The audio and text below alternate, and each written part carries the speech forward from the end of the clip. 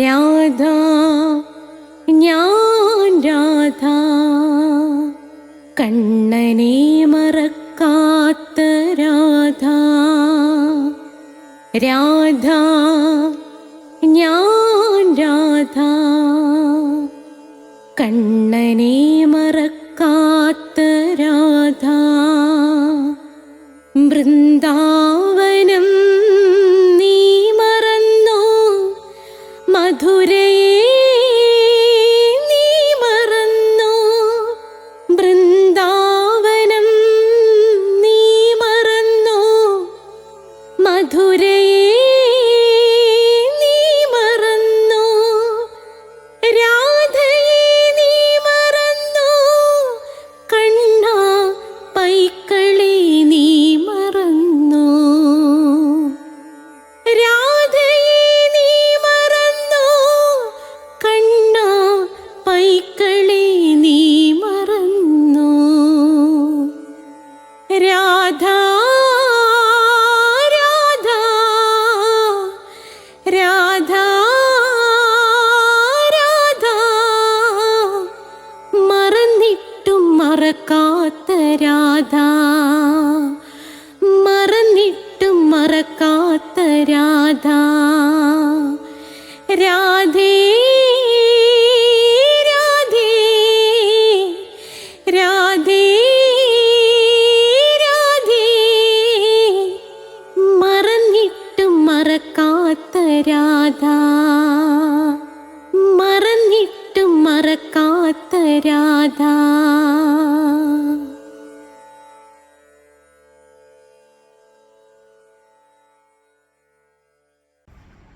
രാധേ രാധേ എന്ന ചാനലിലേക്ക് സ്വാഗതം. നമ്മൾ ഇന്നത്തെ ദിവസം വളരെ വ്യത്യസ്തമായ ഒരു വിഷയമാണ് കൈകാര്യം ചെയ്യാൻ പോകുന്നത്. അപ്പം നമുക്ക് പലപ്പോഴും നിങ്ങൾക്ക് വേണമെങ്കിൽ അത്ഭുതപ്പെടാം, എന്തുകൊണ്ടാണ് സാറ് ഇങ്ങനെ ഒരു വിഷയത്തിലേക്ക് ഇപ്പോൾ തിരിഞ്ഞതെന്ന്. അതൊക്കെ ഞാൻ നിങ്ങൾക്ക് പറഞ്ഞു തരാം. അപ്പോൾ നമുക്ക് ദൈവത്തെ സ്മരിച്ചുകൊണ്ട് തുടങ്ങാം. ഓം മഹാഗണപതയേ നമഃ. ഓം ശനൈശ്വരായ നമഃ. ഓം സരസ്വത്യൈ നമഃ. ഓം സർവശക്തിഐക്യരൂപ ശ്രീ മൂകാംബായേ നമോ നമഃ. ഓം നമഃ ശിവായ. ഓം ഉമായേ നമ. ഓം വജദ്ഭുവേ നമ. ഓം സ്വാമിയേ ശരണമയ്യപ്പ.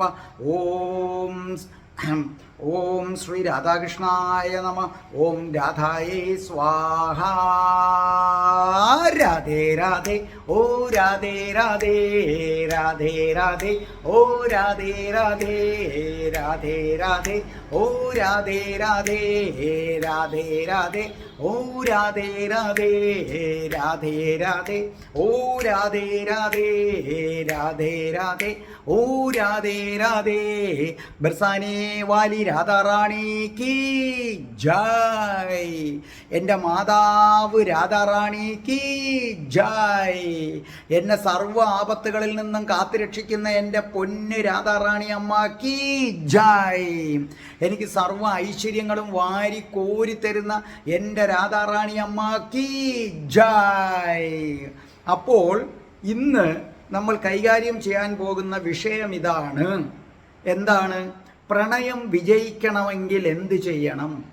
എന്തുകൊണ്ടാണ് പ്രണയം പരാജയപ്പെടുന്നത്? സ്വാഭാവികമായിട്ടും നിങ്ങൾക്ക് തോന്നാം എന്തുകൊണ്ടാണ് ദിലീപ് സാർ ഇങ്ങനൊരു വിഷയത്തിലേക്ക് എടുത്തത്.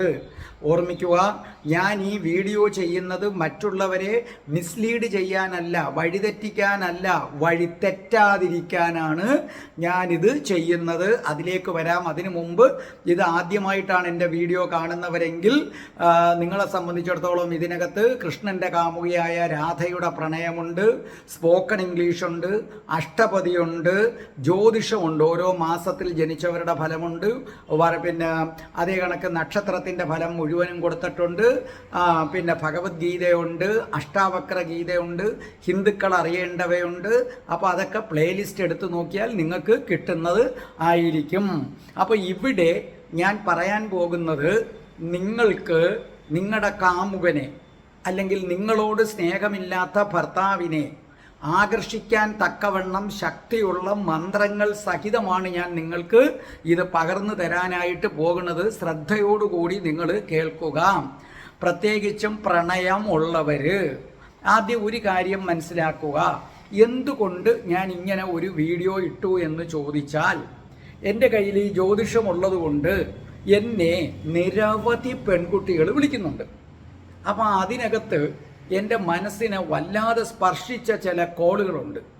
അവർ വിളിച്ചിട്ട് പറഞ്ഞത് ഈ പെൺകുട്ടിക്ക് ഒരു പുരുഷനുമായിട്ട്, അതായത് അവരുടെ കൂടെയുള്ള സീനിയറോ ഒക്കെ ആയിട്ടുള്ള പയ്യനുമായിട്ട് സ്നേഹമാണ്. അതിൻ്റെ രസം 6-7 വർഷങ്ങളായിട്ടുള്ള റിലേഷൻഷിപ്പാണ്. സ്വാഭാവികമായിട്ടും ഒരുത്തൻ 6 വർഷമൊക്കെ നമ്മളെ പ്രണയിക്കുമ്പോൾ നമ്മളങ്ങ് വിശ്വസിച്ച് പോകുമല്ലോ. അപ്പോൾ അവൻ എന്ത് ചെയ്യുന്നു, ഏതോ റിസോർട്ടിലേക്ക് വിളിക്കും, അല്ലെങ്കിൽ നമ്മുടെ വീട്ടിൽ ആളില്ലാത്തപ്പോൾ അങ്ങോട്ടേക്ക് വരും. അങ്ങനെ ഇവരുമായിട്ടുള്ള 2-3 ദിവസം ഹോട്ടലിൽ പോവുകയോ അങ്ങനെയൊക്കെ തങ്ങി ഒരു ശാരീരിക ബന്ധത്തിലേക്ക് ഇത് വഴിമാറി. അങ്ങനെ 2-3 തവണ ആ ഒരു ബന്ധം കഴിഞ്ഞപ്പോൾ അവന് ഈ പെൺകുട്ടിയിലുള്ള താല്പര്യം ഇല്ലാതായി തുടങ്ങി. പിന്നെ അനാവശ്യമായിട്ട് ഓരോ കാര്യങ്ങൾ ഇട്ട് ഉടക്കാൻ തുടങ്ങി. പിന്നെ വിളിച്ചാൽ എടുക്കാതായി തീർന്നു. അപ്പോൾ ആ പെൺകുട്ടി പൊട്ടിക്കരഞ്ഞുകൊണ്ടാണ് എൻ്റെ അടുത്ത് പറഞ്ഞത്. ആദ്യം ഇങ്ങനെ സ്നേഹമാണെന്നേ പറഞ്ഞുള്ളൂ, പക്ഷേ ഞാൻ കബഡിയൊക്കെ വെച്ച് നോക്കുമ്പോൾ എനിക്ക് മനസ്സിലാകുന്നുണ്ട് ഇത് ബോഡി റിലേഷനിലേക്ക് പോയി. അപ്പോൾ ഞാൻ പറഞ്ഞു സത്യം പറ. അപ്പോൾ അവർ പൊട്ടിക്കരഞ്ഞുകൊണ്ടാണ് പറഞ്ഞത്, സാറേ അവൻ എൻ്റെ കഴുത്തിൽ താലി കെട്ടുമെന്ന് വിചാരിച്ച് പറ്റിപ്പോയതാണ് സാറേ, ഇപ്പോൾ അവൻ കെട്ടുന്നില്ല. അപ്പോൾ ഞാൻ പറഞ്ഞു, അങ്ങനെ റിസോർട്ടിലൊക്കെ കൊണ്ടുപോയിട്ടുണ്ടെങ്കിൽ നിങ്ങൾ പോലീസിലൊരു കംപ്ലൈൻറ്റ് കൊടുക്ക്. അവിടം വരെ പോണ്ട, ഒരു മെയിൽ അയച്ചാൽ മതി, അല്ലെങ്കിൽ ഗൂഗിളിൽ തപ്പിയാൽ അടുത്ത പോലീസ് സ്റ്റേഷൻ്റെ നമ്പർ കിട്ടും. അറിയിച്ചു കഴിഞ്ഞാൽ വിവാഹ വാഗ്ദാനം നൽകിയുള്ള പീഡനം വളരെ വലിയ കുറ്റമാണ്. അപ്പോൾ ഈ പെൺകുട്ടി പറഞ്ഞതാണ്, സാറേ എൻ്റെ അച്ഛനും അമ്മയ്ക്കും ആർക്കും അറിഞ്ഞൂടെ ഇത്. അപ്പോൾ എന്നെ ഒരാൾ കൊണ്ടുപോയി പീഡിപ്പിച്ചെന്ന് പറഞ്ഞാൽ പിന്നെ എനിക്ക് ആരുടെ മുഖത്ത് നോക്കാൻ പറ്റും സാറേ എന്ന് മാത്രവുമല്ല, ഞാൻ ഇടയ്ക്ക് ഇങ്ങനെ ഒന്ന് പറഞ്ഞായിരുന്നു അവൻ്റെ അടുത്ത്. അപ്പോൾ അവൻ പറയുന്നത് എന്തെങ്കിലും ഉണ്ടെങ്കിൽ അന്ന് എടുത്തിട്ടുള്ള ഫോട്ടോകളുണ്ട്, ഈ ഫോട്ടോകൾ ഞാൻ ഫേസ്ബുക്കിലിടും. ഞാൻ പിന്നെ എന്ത് ചെയ്യും സാറേ, ഇവനെ ആകർഷിക്കാൻ എന്തെങ്കിലും മന്ത്രമുണ്ടോ? ഇത് ചോദിച്ചുകൊണ്ടാണ് എന്നെ വിളിച്ചത്. ഒരു പെൺകുട്ടിയല്ല, പല പെൺകുട്ടികൾ എന്നെ വിളിച്ചിട്ടുണ്ട്. അവർ പൊട്ടി കരയുകയാണ്, അവരങ്ങ് ഏങ്ങലടിച്ച് കരയുകയാണ്. സത്യത്തിൽ അവർ പെട്ടുപോയതാണ്. അപ്പോൾ എനിക്ക് മനസ്സിലായി ഇതിനെക്കുറിച്ചൊരു വീഡിയോ ഇടണം, പെൺകുട്ടികൾ വഴിതെറ്റാതിരിക്കാൻ. ഇത് പെൺകുട്ടികൾ മാത്രമല്ല, പെൺകുട്ടികളുള്ള എല്ലാ അമ്മമാരും എല്ലാ അച്ഛന്മാരും നിശ്ചയമായും ഈ വീഡിയോ കണ്ടിരിക്കണം. ഈ വീഡിയോയെ സംബന്ധിച്ചിടത്തോളം എനിക്ക് മാതാപിതാക്കൾക്കൊരു വലിയ ഉപദേശം കൊടുക്കാനുണ്ട്.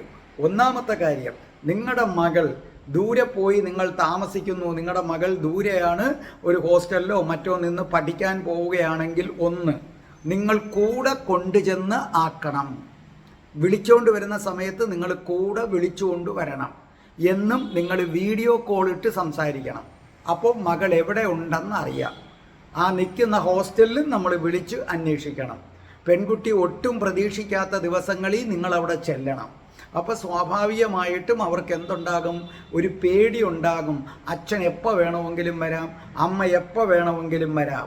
ഇനി രണ്ടാമത്തെ ഉപദേശം മാതാപിതാക്കൾക്ക് എനിക്ക് നൽകാനുള്ളത്, ഈ മോളെ മാത്രം വീട്ടിലാക്കിയിട്ട് നിങ്ങൾ എങ്ങോട്ടും പോകാൻ പാടില്ല. പെൺകുട്ടിയെ ഒരിക്കലും ഒറ്റയ്ക്കാക്കിയിട്ട് പോകരുത്. അപ്പോൾ ഈ 2 കാര്യങ്ങൾ മാതാപിതാക്കളോട് എനിക്ക് നൽകാനുള്ള ഉപദേശങ്ങളാണ്. അതേപോലെ ഈ വീഡിയോ തുടങ്ങുന്നതിന് മുമ്പ് ഒരു കാര്യവും കൂടെ ഞാൻ പറയട്ടെ. ഇന്ന് സത്യത്തിൽ പ്രണയം ഇല്ല. പരിശുദ്ധമായ പ്രണയത്തിൻ്റെ വക്താവായ രാധാറാണിയുടെ കഠിന ഭക്തനാണ് ഞാൻ. അതുകൊണ്ട് തന്നെ പ്രണയം മിസ്യൂസ് ചെയ്യപ്പെടുന്നത് കാണുമ്പോൾ എനിക്ക് വല്ലാത്ത വിഷമമുണ്ട്. ആ വിഷമത്തിൻ്റെ പുറത്താണ് ഞാൻ ഈ വീഡിയോ ഇറക്കുന്നത്. കാരണം പ്രണയം പരിശുദ്ധമാണ്, അങ്ങേയറ്റം വിശുദ്ധമാണ്. പക്ഷേ അത് വേറൊരു രീതിയിലേക്ക് ഇപ്പോൾ ഡൈവേർട്ട് ചെയ്ത് പോവുകയാണ്. മനസ്സിലായില്ലേ?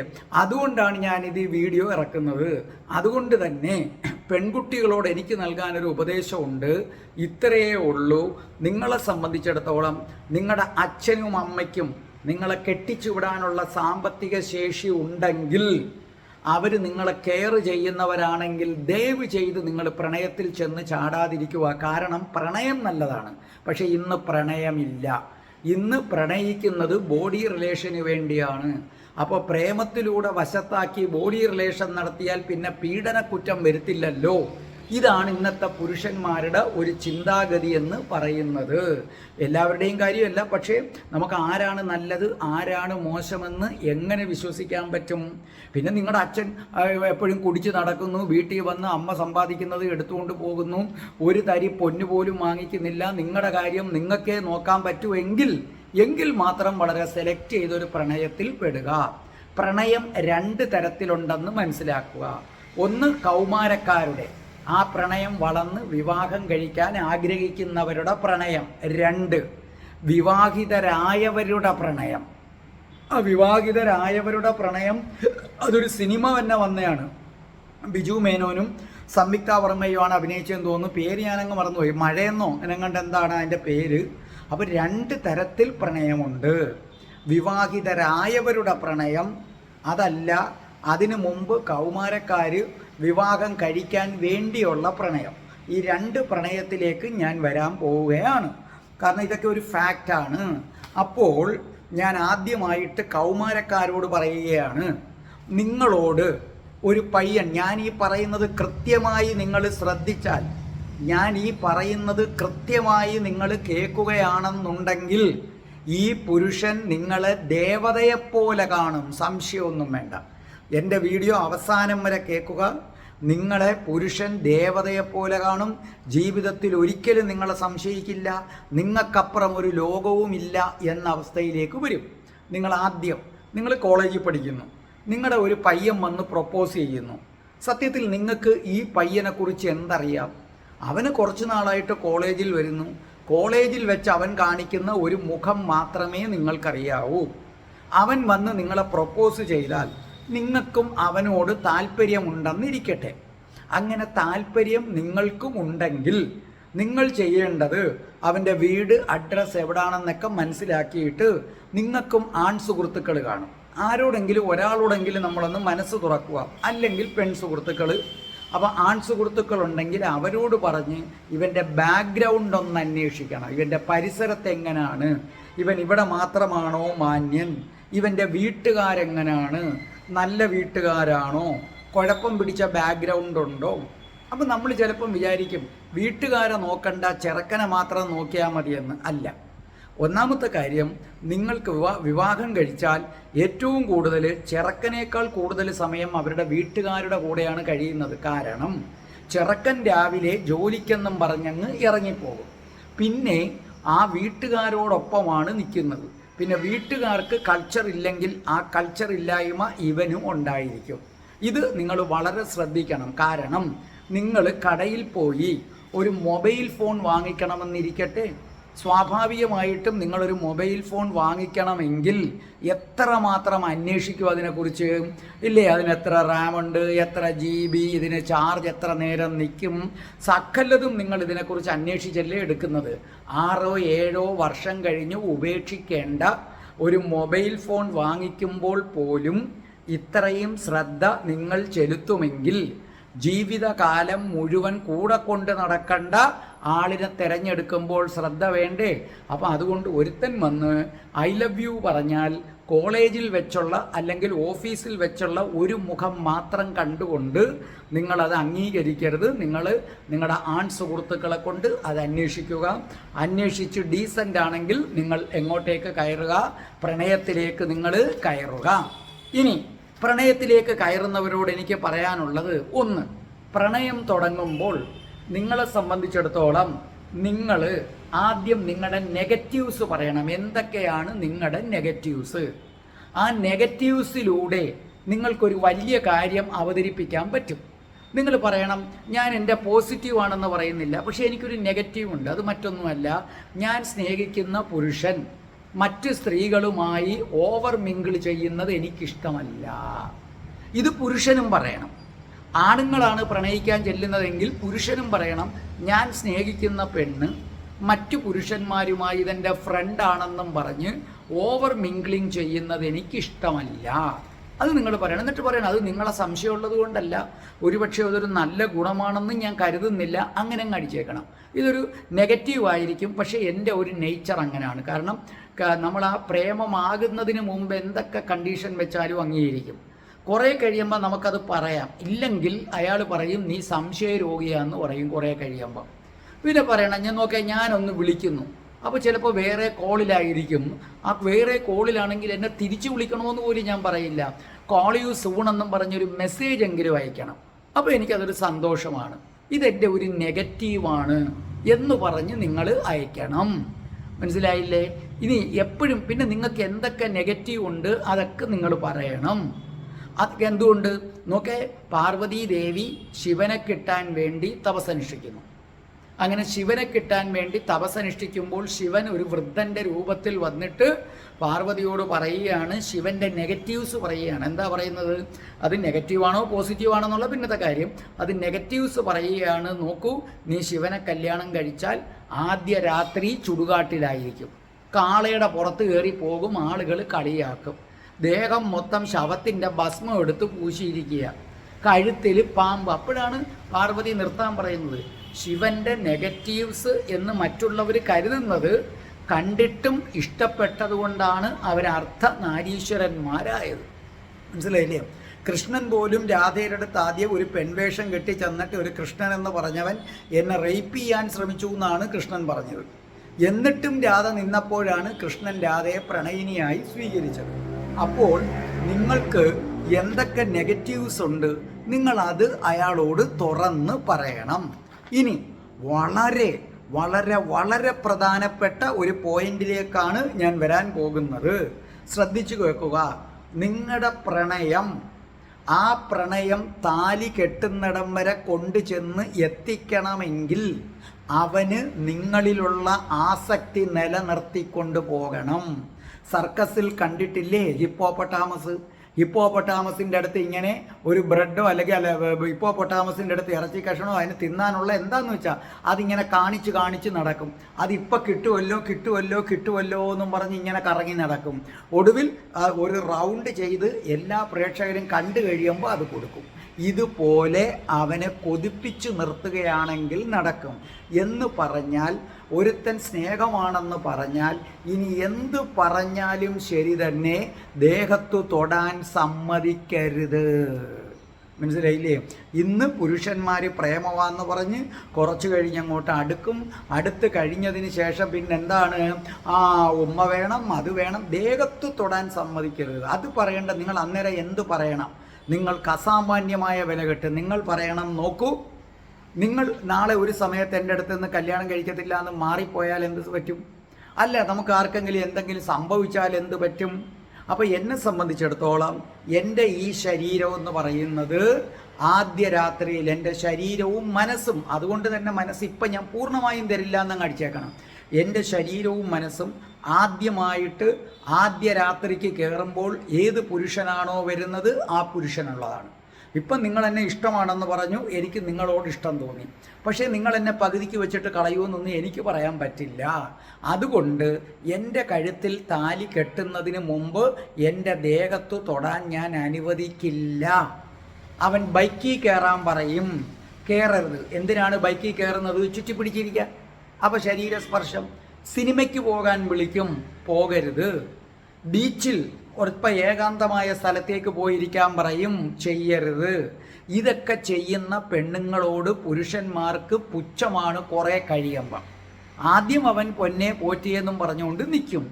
നിങ്ങൾ പറയുകയാണ്, ഇല്ല, കല്യാണം കഴിയാതെ എൻ്റെ ദേഹത്ത് തൊടാൻ പറ്റില്ല.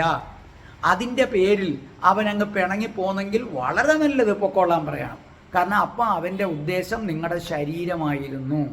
ഈ ഒരു സ്റ്റാൻഡ് നിങ്ങളെടുത്താൽ നിങ്ങളെ അവൻ ദേവതയെപ്പോലെ കാണും. ഈ ലോകം മുഴുവനും എതിർത്താലും അവൻ നിങ്ങളെ കെട്ടത്തുള്ളൂ.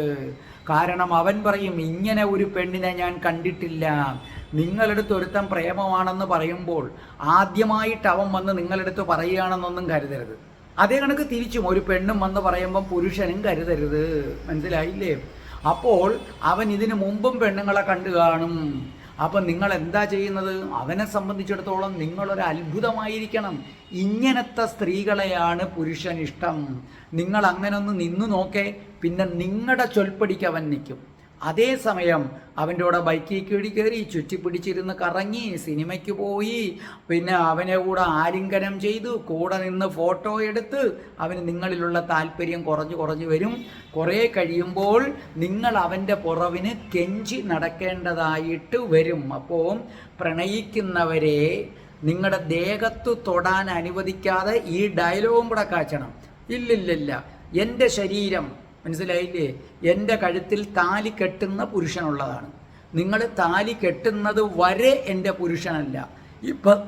ഇപ്പം നമ്മൾ സ്നേഹിക്കുകയാണ്. 2, ആദ്യ രാത്രി എന്ന് പറയുന്നത് എല്ലാ അർത്ഥത്തിലും ആദ്യ രാത്രിയായിരിക്കണം. എൻ്റെ ദേഹത്ത് ഒരു പുരുഷൻ തൊടുന്ന ആദ്യ രാത്രി, അല്ലാതെ ശരീരബന്ധം മാത്രമല്ല, അന്നായിരിക്കണം തൊടേണ്ടതെന്നൊക്കെ നിങ്ങൾ പറഞ്ഞേ. അവന് പിന്നെ നിങ്ങളെന്ന് പറഞ്ഞാൽ പ്രാന്തായിരിക്കും. മനസ്സിലായില്ലേ? പ്രാന്ത. അതല്ല നിങ്ങൾ തൊടാൻ അനുവദിച്ച് ആദ്യത്തെ കുറച്ച് ദിവസം അങ്ങ് ഭയങ്കര പ്രാന്ത ശരീരം കിട്ടാനുള്ളത്. പിന്നെ ആ പ്രാന്ത് സുഖമായി വന്ന് പിന്നെ നിങ്ങൾ കരഞ്ഞ് പിടിച്ച് അവൻ്റെ കൂടെ നടക്കേണ്ടി വരും. ഒരു കാരണവശാലും ഫോട്ടോ എടുക്കാൻ നിന്നു കൊടുക്കരുത്. ഫോട്ടോ എടുക്കാൻ നിന്നു കൊടുത്താൽ വരുന്ന കുഴപ്പം, ഈ ഫോട്ടോ സൂക്ഷിച്ചു വെച്ചേക്കും. എന്നെ സംബന്ധിച്ചിടത്തോളം ഞാൻ സ്പോക്കൺ ഇംഗ്ലീഷ് സെൻറ്ററിൽ CCTV വെച്ചിട്ടുണ്ട്. എന്ന് മാത്രമല്ല, ഇവരുടെ സംഭാഷണം വരെ പിടിച്ചെടുക്കാൻ ഞാൻ മൈക്ക് വരെ വെച്ചിട്ടുണ്ട്. അത് ഇവർക്ക് തിരുത്തി കൊടുക്കാൻ വേണ്ടിയാണ്. അപ്പോൾ ആ സമയത്ത് ഈ ആണുങ്ങൾ പുറത്ത് ഇൻ്റർവെൽ സമയത്തിറങ്ങി, എനിക്ക് വെളിയിലും എല്ലാം ഞാനിത് വെച്ചിട്ടുണ്ട്, പറയുന്നത് ഞാൻ ഇവരുടെ ഈ സംഭാഷണത്തിൽ തെറ്റുണ്ടോ എന്നറിയാൻ കേൾക്കുമ്പോൾ ഞാൻ ഞെട്ടിപ്പോയിട്ടുണ്ട്. പല ആണുങ്ങളും പറയുന്നത് എന്താണെന്നറിയാവോ? പ്രേമിക്കടാ, അവളെ കെട്ടേണ്ട കാര്യമില്ല, അവളെ നമുക്കിപ്പോൾ മാക്സിമം നമുക്ക് എന്ത് ചെയ്യാം, നമുക്ക് യൂസ് ചെയ്യാം. അതിനുശേഷം എന്ത് ചെയ്യണം, എന്തെങ്കിലും ഒരു ഉടക്കിട്ടങ്ങ് മാറണം, എന്നിട്ട് നമുക്ക് വേറെ കല്യാണം കഴിക്കാം. പക്ഷേ ഇവള് നമ്മുടെ കൈക്ക് തന്നെ കിട്ടുമടാ. അപ്പോൾ ഒരുത്തൻ ചോദിക്കുകയാണ്, അതെങ്ങനെ? എടാ ഒന്നുമില്ല, നമ്മൾ കല്യാണം കഴിഞ്ഞിട്ട് ഫേസ്ബുക്കിനകത്ത് ഇവക്കൊരു റിക്വസ്റ്റ് കൊടുക്കുക, എന്നിട്ട് നമ്മൾ പറയുക, എൻ്റെ ജീവിതത്തിൽ നിന്നെ ഞാൻ അന്ന് ഇട്ടിട്ട് പോയില്ലേ, അതിൻ്റെ ഫലം ഞാനിപ്പോൾ അനുഭവിക്കുകയാണ്. എൻ്റെ ഭാര്യ എന്ന് പറയുന്നത് ഞാനുമായിട്ടിപ്പോൾ ഒരു പൊരുത്തവും ഇല്ല, ഞാൻ ആത്മഹത്യയുടെ വക്കിലാണ്, നിന്നോട് ചെയ്ത തെറ്റുകളുടെ ഇതൊക്കെയാണ് അനുഭവിക്കുന്നതെന്ന് പറയുമ്പോൾ ഇവളങ്ങ് വീഴും. കാരണം അവിടെ ഒരാളെ കല്യാണം കഴിക്കുമ്പം ദാമ്പത്യം 101% ചിലപ്പം തൃപ്തിക്ക് പോകത്തില്ല. അപ്പോൾ ഇവളുമായി അതുമായി പ്രേമിക്കുന്നവളെ കെട്ടരുതടാ ഒരുത്തം പറഞ്ഞതാണ്. അത്ഭുതപ്പെട്ടു പോയി ഞാൻ. ഒരുപാട് വലുതൊന്നുമില്ല. പ്രീ ഡിഗ്രിക്ക് പഠിക്കുന്ന ഒരുത്തൻ പറഞ്ഞ കാര്യമാണ് ഈ പറയുന്നത്. പ്രീ ഡിഗ്രിക്ക് പഠിക്കുന്ന ഒരുത്തൻ. അപ്പോൾ ഡിഗ്രിക്ക് പഠിക്കുന്നവൻ അത് എസ് അടിക്കുന്നു, ഓക്കെ എന്നും പറഞ്ഞ്. ഇത് നിങ്ങൾ പെൺകുട്ടികൾ നല്ലവണ്ണം മനസ്സിലാക്കുക. ഫോട്ടോ എടുക്കാൻ നിന്ന് കൊടുക്കരുത്. വാട്സപ്പിൽ വേണ്ടാത്ത വോയിസ് മെസ്സേജ് ഇടരുത്. ഇതൊക്കെ ഭാവിയിൽ ഏതെങ്കിലും കാരണവശാൽ ഒരു കുഴപ്പം വന്നാൽ നിങ്ങളെ ഭീഷണിപ്പെടുത്താൻ അവർ ഉപയോഗിക്കും. ഇതിനൊന്നും സമ്മതിക്കാത്തത് കൊണ്ട് നിങ്ങളെ സ്നേഹിക്കുന്ന പുരുഷൻ പോകുമെന്ന് നിങ്ങൾ കരുതരുത്. ഇതിന് സമ്മതിക്കാതിരുന്നാൽ അവൻ പോകത്തില്ല എന്നല്ല, നിങ്ങളെന്നും പറഞ്ഞു മരിച്ചു കിടക്കും. പിന്നെ എത്രയും പെട്ടെന്ന് നിങ്ങളെ സ്വന്തമാക്കാനായിട്ടിരിക്കും. അല്ല, അങ്ങനെ ഒരുത്തൻ പോകുന്നെങ്കിൽ പോകട്ടെ, കാരണം അവൻ്റെ ഉദ്ദേശം വേറെ ആണ്. മനസ്സിലായല്ലേ? അങ്ങനെ നിങ്ങളിലുള്ള ആസക്തി നിലനിർത്തി നിങ്ങൾ പോകണം.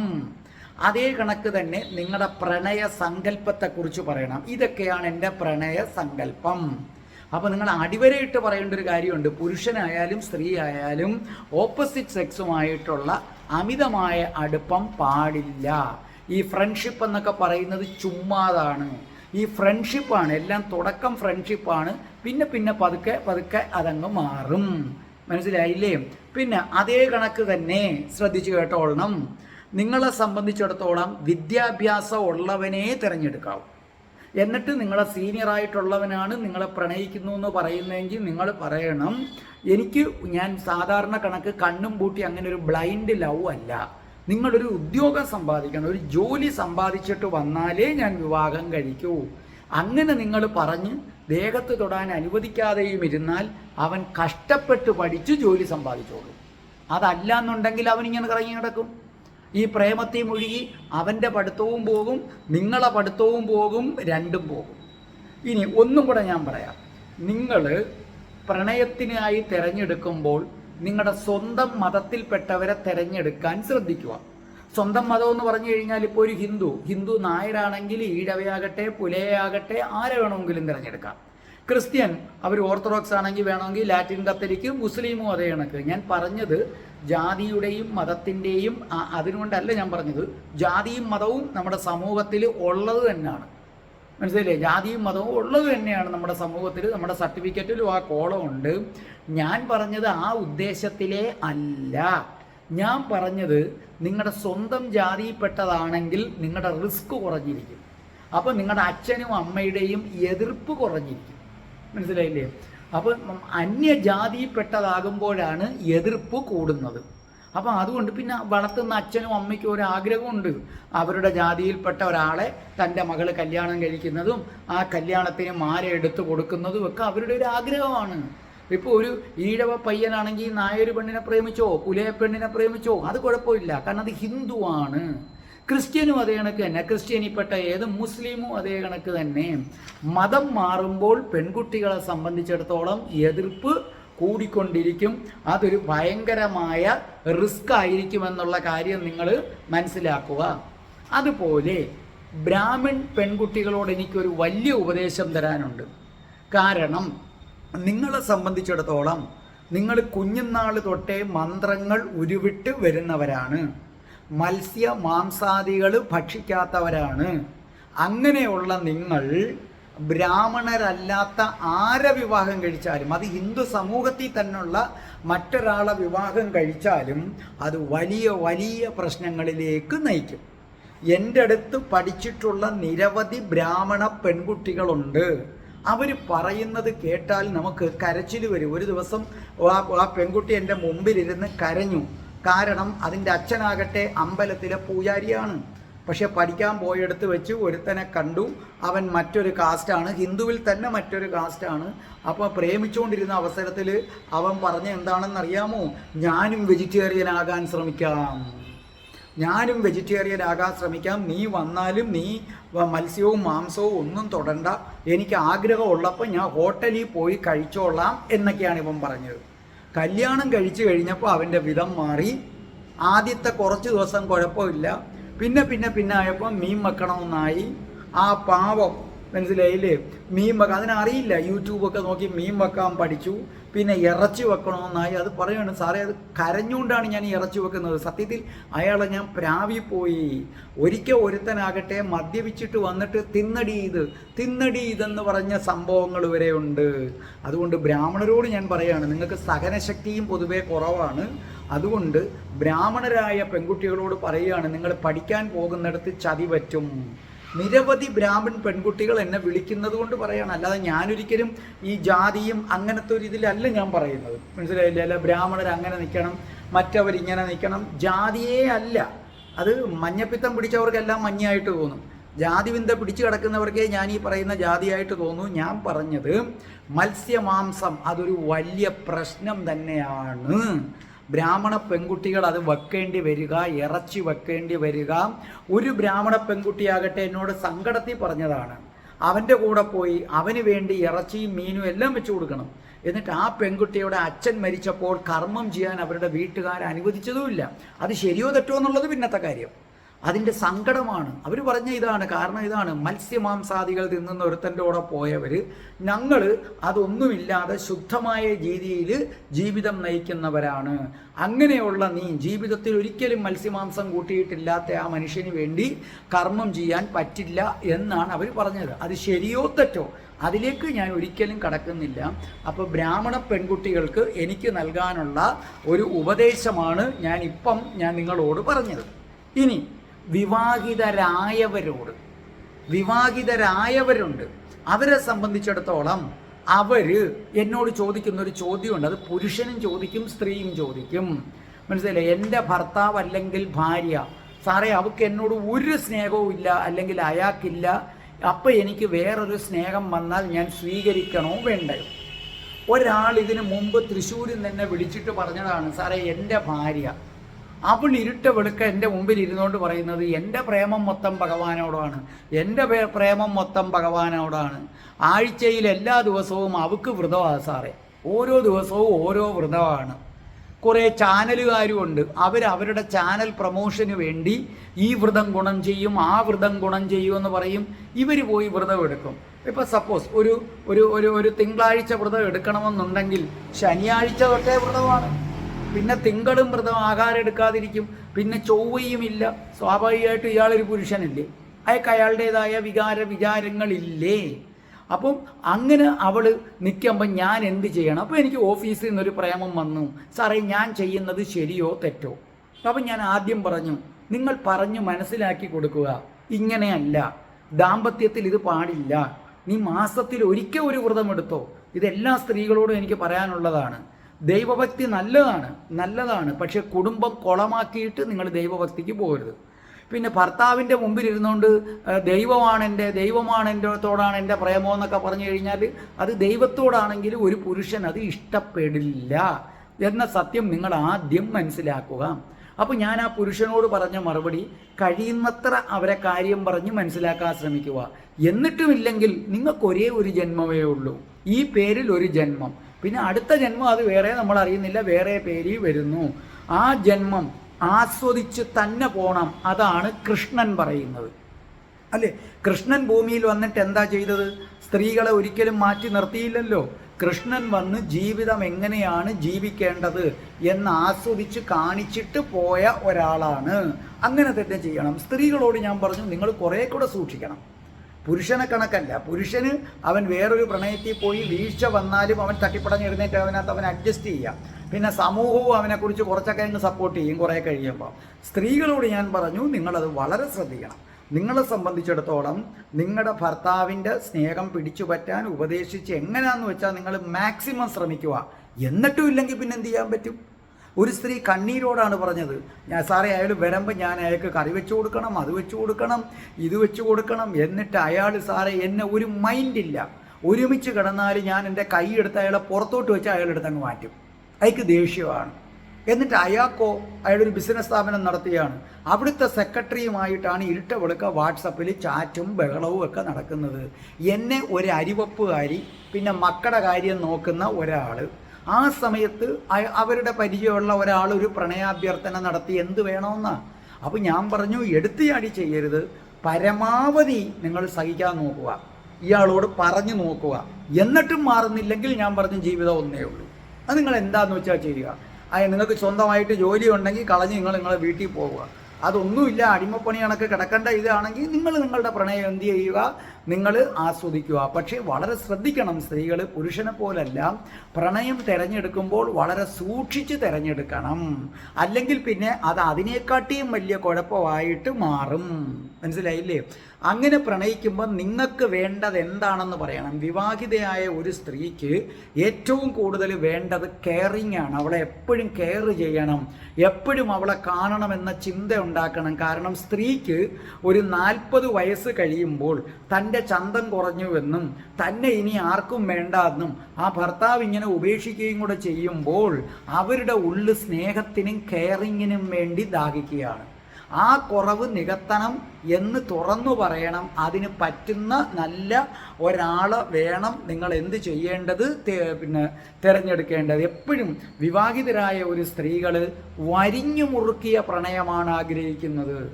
അത് തിരഞ്ഞെടുക്കുന്ന ആളിൽ നിന്ന് കിട്ടിയില്ലെങ്കിൽ പിന്നെ ഈ ജീവിതം തന്നെ എന്തായി പോകും? കുളമായി പോകും. അത് നമ്മൾ തുറന്ന് പറയുകയാണ് വേണ്ടത്. അതോടൊപ്പം തന്നെ നിങ്ങളൊരു കാര്യം ആലോചിക്കുക, നഷ്ടപ്പെടാൻ എന്തെങ്കിലും ഉള്ള പുരുഷനെ വേണം ഒരു പെണ്ണ് പ്രേമിക്കാൻ, പെണ്ണിനെ വേണം പുരുഷൻ പ്രേമിക്കാൻ. നഷ്ടപ്പെടാൻ ഒന്നുമില്ലാത്തവനാണെങ്കിൽ പിന്നെ അവൻ നിങ്ങളെ ബ്ലാക്ക്മെയിൽ ചെയ്യും. ഇതിപ്പം അവനും സൊസൈറ്റിയിലൊരിതുണ്ട്, അതിങ്ങനെ വന്നു കഴിഞ്ഞാൽ നാണക്കേടാണല്ലോ, അവക്കും അതേ കണക്ക് തന്നെയാണ്. സൊസൈറ്റിയിൽ ഇങ്ങനെ വന്നാൽ നാണക്കേടാണല്ലോ എങ്കിൽ രണ്ടുപേരും അത് രഹസ്യമായി കീപ്പ് ചെയ്യും. മനസ്സിലായില്ലേ? ഇതൊന്നും ഞാൻ വഴിതെറ്റിക്കാൻ പറയുന്നതല്ല. ഞാൻ ഇപ്പോഴും പറയും, നിങ്ങളുടെ ഭർത്താവ് മാക്സിമം നിങ്ങൾ ശ്രമിക്കണം, മാക്സിമം എന്ന്. ഇത് പുരുഷന്മാർ പ്രത്യേകം കേൾക്കണം. നിങ്ങൾ സ്നേഹം കൊടുത്തില്ലെങ്കിൽ ഒരു പെണ്ണ് മറ്റൊരു സ്നേഹം തേടി പോകുന്നതിനകത്ത് എങ്ങനെ കുറ്റം പറയാൻ പറ്റും? തിരിച്ചും പെണ്ണ് സ്നേഹം കൊടുത്തില്ലെങ്കിൽ പുരുഷൻ എങ്ങനെ തേടി പോകാതിരിക്കാൻ പറ്റും? പറ്റത്തില്ല. ഡിവോഴ്സ് ചെയ്യുന്നവർ അടുത്ത ബന്ധം എടുക്കണമെങ്കിലും ഇത് പറയണം. ഇപ്പോൾ ഡിവോഴ്സായിട്ട് അവർ മറ്റൊരു വിവാഹം കഴിക്കാൻ പോകുന്നെങ്കിലും നിങ്ങൾ പറയണം ഇതേ കണക്കാണ്. അപ്പോൾ പ്രണയം എപ്പോഴും ഒരു നിലയും വിലയും ഉള്ളവന് വേണം കൊടുക്കാൻ. അവനും നഷ്ടപ്പെടാൻ എന്തെങ്കിലും ഉണ്ട്, ഇല്ലെങ്കിൽ അവൻ ബ്ലാക്ക്മെയിൽ ചെയ്യും. വീഡിയോ കോളുകൾ ഒഴിവാക്കണം. ഇത് എന്നെ വിളിച്ചിട്ടുള്ള പല കോളുകളിൽ നിന്ന് ഞാൻ പറയുകയാണ്. വീഡിയോ കോൾ നടത്തുമ്പോൾ അപ്പുറത്ത് നിൽക്കുന്നവൻ അല്ലെങ്കിൽ നിൽക്കുന്നവൾ അത് റെക്കോർഡ് ചെയ്യത്തില്ല എന്ന് നിങ്ങൾക്ക് എന്താ ഉറപ്പ്? ഒരു സ്ത്രീ എന്നെ വിളിച്ചു പറഞ്ഞതാണ്. അവരിപ്പം ഞാൻ സ്ഥലം പറയുന്നത് ശരിയല്ല. അപ്പോൾ ഒരു സ്ത്രീ എന്നെ വിളിച്ചിട്ട് പറഞ്ഞതാണ്, സാറേ ഇതേ കണക്കാണ്. അപ്പോൾ അവ വന്ന് വീഡിയോ കോൾ വിളിച്ചു. വീഡിയോ കോൾ വിളിക്കുമ്പോൾ ഇവർ സ്വാഭാവികമായിട്ടും ചിലരൊക്കെ ശരീരഭാഗങ്ങൾ വരെ കാണിക്കുന്നവരുണ്ട്. ഇവൻ ഈ വീഡിയോ എടുത്തിട്ട് ഇപ്പം അവരെ സംബന്ധിച്ചിടത്തോളം അവൻ്റെ അടുത്ത് നിന്ന് പിന്മാറണമെന്നുണ്ട് ചില കാരണങ്ങളാൽ. പക്ഷേ ഈ വീഡിയോ കാണിച്ച് അവൻ ബ്ലാക്ക്മെയിൽ ചെയ്തുകൊണ്ടിരിക്കുകയാണ്. ഇതേ കണക്ക് തന്നെ നിങ്ങൾ സ്നേഹിക്കുന്ന പുരുഷൻ നിങ്ങളടുത്ത് പണം ചോദിക്കുകയോ സ്വർണം ചോദിക്കുകയോ ചെയ്താൽ അപ്പോഴും മനസ്സിലാക്കിക്കൊള്ളണം പറ്റിക്കാനാണെന്ന്. എന്നെ വിളിച്ച സ്ത്രീയുടെ കയ്യിൽ നിന്ന് 10 പവൻ വരെ അവൻ അടിച്ചു മാറ്റിക്കളയും. മനസ്സിലായില്ലേ? നിങ്ങളെ പ്രേമിക്കുന്ന ആളിന് എന്തിനാ സ്വർണം കൊടുത്ത് പ്രേമിക്കുന്നത്? നിങ്ങളൊരു കാര്യം മനസ്സിലാക്കുക, പണം കൊടുത്തോ സ്വർണം കൊടുത്തോ വാങ്ങിക്കാനുള്ള ഒന്നല്ല പ്രണയം. നിങ്ങൾ പണം കൊടുത്ത് വാങ്ങിക്കുന്നത് എന്തും പണം കുറയുമ്പം വിട്ടിട്ട് പോകും. ഇപ്പം അവനത് എടുത്തു കൊടുക്കത്തില്ല. ഭർത്താവ് ഗൾഫിൽ ഇരിക്കുക, അയാൾ അധ്വാനിച്ചുണ്ടാക്കിയതാ. അയാൾ വരുന്നതിന് മുമ്പ് ഈ വരുമ്പോൾ ഈ സാധനം വേണ്ടേ? ഇല്ല, അതെടുത്തങ്ങ് കൊടുത്ത് അവനിപ്പോൾ കൊടുക്കത്തില്ല. അങ്ങനെ അതിൻ്റെ പേരിൽ തെറ്റിയപ്പോഴാ പറഞ്ഞത് എൻ്റെ കയ്യിൽ ഏതുണ്ട്, വീഡിയോ ഉണ്ട്. അപ്പോൾ നിങ്ങളത് വളരെയധികം ശ്രദ്ധിക്കുക. അപ്പോൾ ഇപ്പോഴും ഞാൻ പെൺകുട്ടികളോട് പറയും, മക്കളെ, നിങ്ങൾക്ക് നിങ്ങളുടെ അച്ഛനും അമ്മയ്ക്കും നിങ്ങളെ കെട്ടിച്ചുവിടാൻ പ്രാപ്തിയുണ്ടെങ്കിൽ പോകാതിരിക്കുക, അല്ലെങ്കിൽ പോയാൽ ദേഹത്ത് തൊടാൻ അനുവദിക്കാതിരിക്കുക. വിവാഹിതരായവരാണെങ്കിൽ സൂക്ഷിച്ച് തിരഞ്ഞെടുക്കുക. കഴിയുന്നത്ര നിങ്ങളുടെ ഭർത്താവിനോട് കെഞ്ചി അപേക്ഷിക്കുക നിങ്ങളെ സ്നേഹിക്കാൻ. എന്നിട്ടും അയാൾ നിങ്ങളെ വിട്ടിട്ട് പോകുന്നുവെങ്കിൽ പിന്നെ നിങ്ങൾ നോക്കിയിട്ട് കാര്യമില്ല, ഒന്നുകിൽ ഡിവോഴ്സ് ആവുക. അതിനും പറ്റത്തില്ല, ജോലിയും കൂലിയും ഒന്നും ഇല്ലെങ്കിൽ നിങ്ങൾക്കൊരു സ്നേഹം കിട്ടുന്നത് എവിടുന്നാന്ന് വെച്ചാൽ നിങ്ങൾക്ക് ജീവിതം ഒന്നേ ഉള്ളൂ, നിങ്ങളത് ആനന്ദിക്കുക. പക്ഷേ ഈ പറഞ്ഞതുപോലെ വേണ്ടാത്ത വീഡിയോ കോളിന് ഒന്നും നിന്ന് കൊടുക്കരുത്, റെക്കോർഡിംഗ് എടുക്കാൻ നിന്ന് കൊടുക്കരുത്. മനസ്സിലായില്ലേ? അതേ കണക്ക് തന്നെ നിങ്ങളുടെ അടുത്ത് പണം ചോദിച്ചാൽ കൊടുക്കരുത്, സ്വർണം ചോദിച്ചാൽ കൊടുക്കരുത്. ഇനി അതേ കണക്ക് നിങ്ങളുടെ കാമുകന് നിങ്ങളോട് സ്നേഹമില്ലേ, നിങ്ങളുടെ ഭർത്താവിന് നിങ്ങളോട് അധികം സ്നേഹമില്ലേ, അവരെ വശീകരിക്കാൻ നിരവധി മന്ത്രങ്ങളുണ്ട്. അതിനകത്ത് വലിയ കുഴപ്പമില്ലാത്ത 2 മന്ത്രം ഞാൻ പറഞ്ഞു തരാം. ആർക്കും ചൊല്ലാവുന്ന മന്ത്രം ഞാൻ പറഞ്ഞു തരാം. അതല്ല, വളരെ സീരിയസ് ആയിട്ട് അവർ ഭർത്താവ് വല്ലാതെ അകന്നു പോകുന്നവരൊക്കെ ആണെങ്കിൽ, കാമുകൻ അകന്നു പോകുന്നവരാണെങ്കിൽ, അങ്ങനെയുള്ളവർ നിശ്ചയമായിട്ടും എനിക്ക് എൻ്റെ വാട്സപ്പ് നമ്പർ 9645333999 എന്നെ വിളിച്ചിട്ട് അതിലേക്ക് നിങ്ങളുടെ ഗ്രഹനില വന്നാൽ എന്തെങ്കിലും മുജ്ജന്മ കർമ്മദോഷം ഉണ്ടെങ്കിൽ അതും കൂടെ മാറ്റിയിട്ട് നിങ്ങൾക്ക് വേണ്ടുന്ന ആകർഷക മന്ത്രം തരാം. ആകർഷക മന്ത്രം നമ്മളത് നോക്കി വേണം കൊടുക്കാൻ എന്നുള്ളത് കൊണ്ടാണ്. കാരണം വടയക്ഷിണി മന്ത്രം വരെ ആകർഷകമായിട്ടുണ്ട്. അപ്പോൾ അതെല്ലാം നടത്തി ക്ലിയർ ആയിട്ട് വേണം ഇത് ചൊല്ലി തുടങ്ങേണ്ടത്. നിങ്ങളതിന് അർഹരാണെങ്കിൽ ബോധ്യപ്പെട്ടാൽ തീർച്ചയായിട്ടും നമ്മളത് എന്ത് ചെയ്യുന്നതാണ്, ഞാൻ നിങ്ങൾക്ക് തരുന്നതാണ്. ഇപ്പം നമുക്ക് വലിയ ആപത്തില്ലാതെ ആർക്കും ജപിക്കാവുന്ന ഒന്നാണ്, വശ്യമാണ്. ഭർത്താവിന് സ്നേഹമില്ലെങ്കിൽ അദ്ദേഹത്തെ വശീകരിക്കാം, കാമുകനില്ലെങ്കിൽ അദ്ദേഹത്തെ വശീകരിക്കാം. അതാണ് ഏകാക്ഷര ഗണപതി മന്ത്രം. ഏകാക്ഷര ഗണപതിയോട് ഈ ആളിന് എന്നോട് ആകർഷകത്വം ഉണ്ടാകണേ എന്ന് പറയുക. ഇത് നിങ്ങൾക്ക് എഴുതിയെടുക്കാൻ വീഡിയോ ആക്കി ഇടുന്നുണ്ട്. ഇത് തീർന്നു കഴിയുമ്പോൾ ആ വീഡിയോ പോസ് ചെയ്ത് മന്ത്രം എഴുതിയെടുക്കാം. രക്തോ രക്താംഗ രാഗാങ്കുശ കുസുമയുധ സ്തുന്ദില ചന്ദ്രമൗലി രത്നൈർ യുക്ത സ്ത്രിഭിർ വാമന കരചരണോ ബീജപൂരം ദധാന ഹസ്താഗ്രാ ക്ലുപ്ത പാശാങ്കുശരഥ വരദോ നാഗവക്ത്രോ അഹിഭൂഷോ ദേവ പത്മാസനസ്ഥോ ഭവതി സുഖകരോ ഭൂതയേ വിഘ്നരാജ. ഇതാണ് ആ മന്ത്രമെന്ന് പറയുന്നത്. ഇനി രണ്ടാമതൊരു മന്ത്രമുണ്ട്, അത് ചെറുതാണ്. ചതുരക്ഷരി മന്ത്രമെന്നാണ് പറയുന്നത്. ചതുരക്ഷരി മന്ത്രം. ഇതിൽ നിങ്ങൾക്ക് ആരെയാണോ വശീകരിക്കേണ്ടത് അയാളുടെ രൂപം മനസ്സിൽ ധ്യാനിക്കുക. ഭഗവാന്റെ അല്ല, അയാളുടെ രൂപം മനസ്സിൽ ധ്യാനിക്കുക. ധ്യാനിച്ചതിന് ശേഷം ഈ മന്ത്രം 108 തവണ ഉരുവിടുക. ആ മന്ത്രം ഇതാണ്: ഓം ഹൂം ഓം ഹൂം ഹ്രീം. ഇതിനെയാണ് ചതുരക്ഷരി മന്ത്രം. ഈ ചതുരക്ഷരി മന്ത്രം 108 തവണ നിങ്ങൾ ഉരുവിട്ട് കഴിഞ്ഞാൽ സാധാരണഗതിയിൽ നിങ്ങൾ ആ ആളിനെ മാത്രം ധ്യാനിച്ചാണെങ്കിൽ അയാൾ നിങ്ങളുടെ അടുക്കലേക്ക് വരുന്നതാണ്. പിന്നെ അതിനും അപ്പുറത്തേക്കാണ് നിങ്ങളുടെ കാര്യങ്ങളെങ്കിൽ തീർച്ചയായിട്ടും ബന്ധപ്പെട്ടാൽ നിങ്ങളുടെ ഗ്രഹനില പരിശോധിച്ച് കർമ്മദോഷം ഉണ്ടെങ്കിൽ അത് മാറ്റിയതിന് ശേഷം വേണം ഇത് ചൊല്ലാൻ. ഇത് ചൊല്ലുന്നവർ പോലും കർമ്മദോഷം മാറ്റിയിട്ട് ചൊല്ലിയാൽ കുറേ കൂടെ ഫലപ്രാപ്തി കിട്ടും.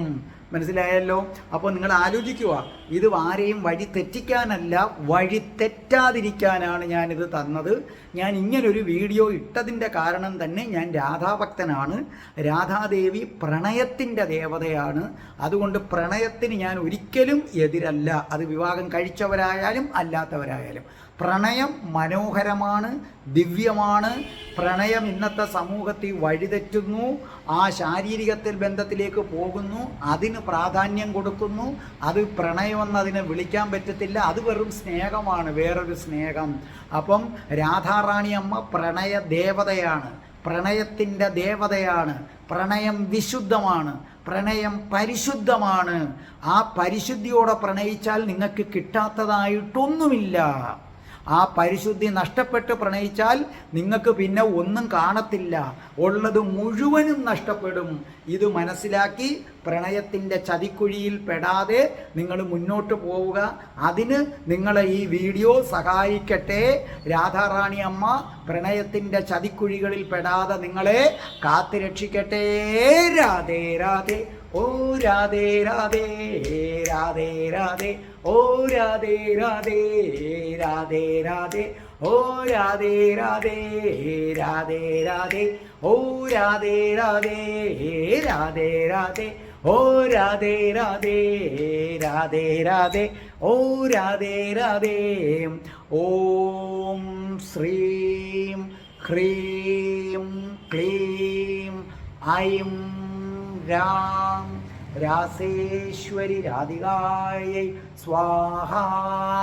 ഓം ശ്രീം ഹ്രീം ക്ലീം ഐം രാം രാസേശ്വരി രാധികായൈ സ്വാഹ.